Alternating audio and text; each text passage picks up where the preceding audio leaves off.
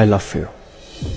இந்த ஒரு வார்த்தை நிறையா பொண்ணுங்க தான் லவ் பண்ணுற பசங்க கிட்ட இருந்து, ஹஸ்பண்ட் கிட்ட இருந்து, லைஃப் பார்ட்னர் கிட்ட இருந்து ஏக்கத்தோடு எதிர்பார்க்குற அந்த ஒரு வார்த்தை ஐ லவ் யூ.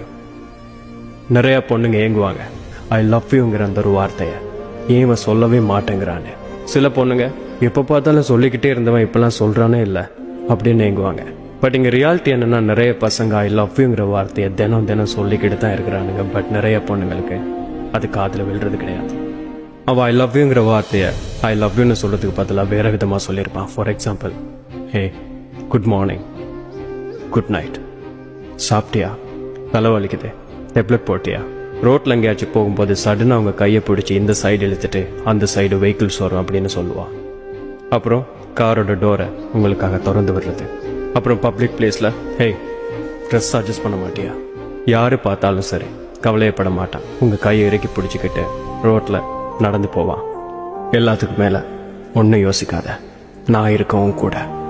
அப்புறம் சின்ன சின்ன சண்டைகள், சின்ன சின்ன கோபங்கள், இப்படி டெய்லி உங்ககிட்ட ஐ லவ் யூன்னு ஒரு வார்த்தையை சொல்லிக்கிட்டு தான் இருக்கிறான். பட் சில பொண்ணுங்களோட காதில் அந்த ஐ லவ் யூங்கிற வார்த்தை விழுறது கிடையாது. இப்போ உங்கள் மனசுக்கிட்ட கேட்டு சொல்லுங்கள், அவங்களுக்கு டெய்லி ஐ லவ் யூ சொல்கிறானா?